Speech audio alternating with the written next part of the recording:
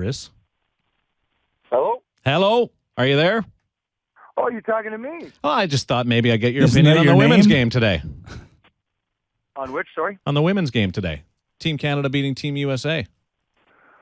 Well, I think they're both matched pretty well evenly. But sometimes goaltending trumps that, and I think in watching a few of the women's games earlier this week, both teams like to play physical, which in a women's game you wonder how that is, but they're playing pretty hard out there. I think it's going to be a good test, and I do believe it'll be those two in the final. Boy, it's been a long time since you watched an Olympic Games, isn't it? And you're really going out on a limb saying those Yes. two will be in the finals. That's quite a prediction. Hey, you know what? Sometimes I'm the master of the obvious. So how are you doing now, knowing that you could easily be a part of this if obviously you were healthy, but you're not? Does that make it tougher watching it, knowing that it's not old age that caught up to you? It was unfortunately an eye injury. Well, that's the facts of life. I mean, I don't sit there and sit at home watching the Olympics or watching the announcement of the team or watching games now and look back and go, woe is me, I should have been there, I could be doing this, I could be doing that. It's pretty much from the outset, I needed to have a mindset where you kind of need to extricate yourself from the situation and just worry about your health, and your job is second, and if you're able to do that again ever, so be it, but you need to worry about your health and for the next 40 years as opposed to the next couple of years. And I'm sure once the games start, I'll look back, and you're always going to second guess and look back, I could have been there or whatever, but you know what, I'm past that point in my life and career now. Chris, you're still close. You know the players very well and the teams, and you look at goaltending, defense, forwards. Is there any area, and you've lived it, you went through it, the highs and lows of the Olympic goal pursuit. Is there any concerns you have about the team, not naming names, but positionally or style or the fact they've got to play in the big? Is there any concerns, the big ice? No, I think when you look at the roster for Canada, I think goalie would be the question mark of, is there a goalie that's going to be hot? I think Carey Price has played pretty well the couple of weeks leading up to the Olympic break. Luongo was hurt for a lot of it. I think he's played relatively well considering his team's been getting walloped the last couple weeks. So I mean, I think one of them will ultimately run with the ball and become the number one and will be the guy. I think both of them could be the guy.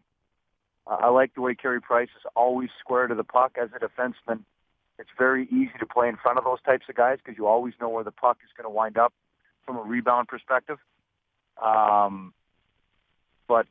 I think as you look at their goalies, their defense, and their forwards, I like all the selections. I think they've all been taken for one reason or another. They've all had very good years. You're always going to leave off guys that people are going to second guess and question. Look at 2010. We won, and they're still second guessing picks. Yeah, you're right. I mean, you're never going to make everybody happy. But at the end of the day, if you're successful in your goal and that's winning a gold medal, then you know what? It doesn't matter what other people say. The right guys were chosen for the right reason. I will say this: if something goes haywire or off the rails early on, it's not necessarily a bad thing for Canada, because 2002 you also had the opening game against Sweden and then the change in goal, and you came back. So Team Canada has certainly shown an ability to rally, but they've also struggled on the international ice, and things keep coming back to that. If you have advice to this defensive core, what would it be to the likes of Shea Weber, Drew Doughty and company? Well, I think you look at pretty much all of them to a man have all played in international competition on the big ice, and that right away helps them. They understand it's not about the outside of the rink; it's about protecting that inner 2/3. From dot to dot. That's where all the scoring chances, all the meat of the game is done. And when you look at European teams, they let teams work around on that outside, but they protect and they are very tight in that area in the middle of the ice, and that allows them, A, to not be running out of position and not create holes and seams for other teams to pass the puck through or for players to set up in. And it also allows them to play a very solid team defensive game, which can also quickly translate into transition and moving the puck up in the offense and getting on the attack. It'll be interesting to see. I think transition and the transition game will be critical for all the teams, and the team that does it the best, I think, will win. Carlson has scored for Sweden and a power play goal to lead the Czech Republic 1-0 in the first period. It's Darren Millard, Nick Kyprios, Doug McLean on Hockey Central, presented by Lexus on the Park, chatting with two-time Olympic gold medalist Chris Pronger. We had Chris Draper on the other day, and we want to throw the same question to you, Prongs, in terms of 2006. What was the number one reason why you guys weren't successful in Italy? I don't know if there was a number one. I think there was a number of contributing factors. I don't necessarily know if we gelled together. You look at the back end, there were a lot of guys taken because other guys were injured. You look at the players, it was a weird setup for a team and a weird locker room. How so? It was weird. I don't know. When you go in the locker room, you get a sense, you get a feel of. There was a lot of first timers. There was a lot of guys. It was like a changing of the guard type deal. Where '98, it was a very old team. 2002 was a good mixture, and then '06, it was just a weird. There was a weird vibe about the team right from the get-go. You're just nobody felt comfortable. You know, it was just weird. I can just say that it didn't get a very good feeling in the locker room. I didn't get it was odd. It was an odd team. There was a lot of guys chosen for different reasons, and it was just one of those teams where nothing went right from the outset. We struggled in every game, and even the games we won, we struggled to really come together and play that team game and the systems that the coaching staff put into place. You talk about adversity, and 2010 we had adversity as well, and changing goalies and losing to the U.S. and having to deal with all the question marks, and sometimes that's good. It's a good kick in the pants and a wake-up call that, hey, you know what, you can read all the quotes in the paper and everybody backpatting and telling you how good you are, but at the end of the day, you got to go out there and play and perform and produce like you are the best in the world. And if I'm not mistaken, Joe Sakic was the team captain, but and no one will ever argue that he wasn't one of the best captains, but not overly vocal or not overly. Yeah, but I don't necessarily know if that was the case either. Adam Foote was there. Him and Joe obviously been together for years in Colorado, and there wasn't a lot of chemistry and cohesiveness. It's not to say that we didn't all get along. It's, in a tournament like that, 2 weeks, I just don't think we gelled in time. We didn't really get, there wasn't a lot of stuff going on at the training camp in '06 where I think it added to our team game. It was, as I said, a changing of the guard. You look at all the guys that were there in '02 and '98, virtually none of them were there in '06. So, with the exception, I think, of Joe, myself, and Marty, and I think Blakey and Footy. Other than that, there wasn't a lot of guys there. So did you change something in 2010 to make sure that same type of experience didn't happen again? Because you guys did. The coach got to know the goalie's name in 2010, which was a big help. I think it was a rollover to Stevie Yzerman. It was a fresh perspective and a fresh look. You look at they started in 2010. They started taking, much like now, the tandems and the line combinations to have that chemistry going right into the tournament, where guys are comfortable playing with other players and they understand where they like the puck, where they like to be on the ice, all those types of things that sometimes are very difficult to grasp in a 2-week tournament, especially like '06, where I hadn't played with hardly any of these guys ever before. Other than the three Tampa guys, Richards, LeCavalier, and St. Louis, I don't know if many guys had ever played together before. So it was a different year for that as well. Chris, a lot of people are talking about the big ice, and the thing that I've said, unless Canada's defense get heavily involved in the offense, I think we're going to have a tough time. So I'm sort of counting on them doing that. From your recollection of the big ice, that it's surprising that the distance from the blue line to the goal is shorter than it is in the NHL. Is that an advantage for a guy like you shooting the puck? Yeah, I think so. And I think you look at the guys that they have on the blue line now on this team. They've got a very offensive-minded player with a guy that is defensive. So that's going to equate into, and I know it, talking to Steve in 2010 and hearing some comments this time around, they want these guys being active. They want them going up the ice. They want them joining the rush. That's one of the reasons why they got 8 defensemen, is they want these guys skating constantly. And, there's going to be no time on the ice for them to rest. And, I think that's going to only push the pace. You listen to Mike Babcock talk, they want to push the pace to make it as fast as humanly possible. Well, in hearing that, I'm surprised that PK Subban's the 7th guy then. Well, that doesn't mean that he's not going to play. What if they dress 8 defensemen and roll 4 sets of lines? Do you think they do that? Well, they might do that. If they don't score, they might. Teams do.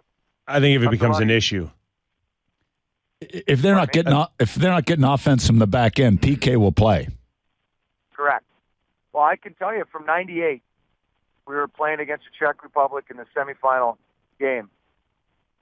Al McKinnon sat on the bench for a whole period.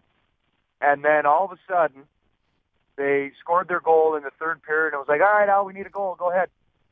And it was like, okay, he went from playing 30 minutes a game to sitting on the bench for a whole period. And they asked him to go and score a goal. It's difficult to ask a guy who's used to being in the flow and being in the rhythm of a game. So all of a sudden, okay, you haven't played in 20 minutes, but okay, let's go. Go get us a goal. Who was that coach that would do that? Same guy that filled out the shootout thing. No, I'm not going. I don't criticize coaches here unless he's from Vancouver on this show. Well, he did coach in Vancouver for a while. By the way, how's the book going? Like, if I hear any more from this Sean Pronger book, like seriously, bestseller still. You're in there a couple times, Doug. I know. I'm his favorite GM of all time. You banished him to the minors so many times. He just couldn't get enough of you. 9 times I sent the poor. What's your podium prediction with Chris Pronger on Hockey Central? Gold, silver, bronze. I do think Canada's going to get over the hump in international competition. All right. On the big ice. And then who do they beat? They will win gold. I think they're going to have to beat Sweden. I think the U.S. gets a bronze medal. Berglund, really? I think the U.S. is going to beat Russia in the bronze game. No Russia, Prongs. No. Berglund just scored to make it 2-0. Yes, check. Thanks for the update, Nick. Yeah, it's part of my gig. Who are Russia's defensemen? Belov from Edmonton's their best. Markov, Emelin. Yeah, you're right. But they're forwards. I'm just asking. They got great forwards up front, but tell you what scares me, Prongs, about them is Bobrovsky and Varlamov have been awfully good. Yeah. And that would scare me a little bit. Yeah. Are you surprised Luongo's not starting to open up this tournament just based on the fact that he closed it out in 2010? Not necessarily. I think Price has been the hotter of the 2 goalies the last 2-3 weeks. First star in the NHL, I think, was it for the month or the last week. So, I think he wants to get a look at him and get. He has 0 experience, so this gets him some experience and allows him to kind of get comfortable with the guys and with the system, and and then I don't know what they're going to do in Game 2. Maybe he's the number 1 and they roll him. I don't know. Luongo is going in for Game 2. Yeah, he is. Things can always change, though. So who knows? Chris, I said that Darren asked yesterday a question about who on the back end did I think would really take a big step for Canada and be a real important guy. I picked Pietrangelo. You see him a lot firsthand in St. Louis. Thoughts on him as a young defenseman in this tournament? Well, he's very, very gifted offensively. He makes a great first pass. Always, I mean, it's amazing. Watching this kid, always has his head up. Always. Always scanning the ice surface, always looking for passing lanes, looking for holes to jump through. If you go back and look at any tape, it's amazing how canny he is with the puck on his stick, yet always has his head up, looking for a lane, moving his feet. I think he's going to have a big tournament. I think he's excited to be over there and be a part of the Canadian experience and be a part of this team. And he's got some comfort level with Jay Bouwmeester on his left. So having that knowledge of your partner already, I think is going to be key for him as a young player going over there first time. He doesn't have to worry about gaining chemistry with his partner. Yeah. He just has to worry about playing the game, and they're going to read off one another very well. So I think he's going to be excellent. Boy, retirement's made you softer. You're not as argumentative as you used to be. You used to be like, just come on here and just slash and whack. Guys. But and you meet him at macho moments right now. I used to meet him at a morning skate, and he was nasty at me. He's nasty. Now he's friendly. Yeah. You get that. Pat Morris really affected him when he was playing. Pat was always in his ear and getting him fired up, and now he's away from Pat, and it's changed him. Right questions. You got to ask the right questions. You can't. You got to set it on a tee for me, boys. Never used to. It'd be, hi, Chris, and then you just rip me apart. And one other question. The reason you come on today, Mike Brophy was busy or what? Well, you know what, guys? I thought I'd throw a bone to you and see how you guys did. Enjoy the hockey tournament. We need it. Trust me, we need it. Continued good health, bud. All right, thanks, guys. Appreciate the time. There's Chris Pronger, 4-time Olympian, 2-time gold medalist.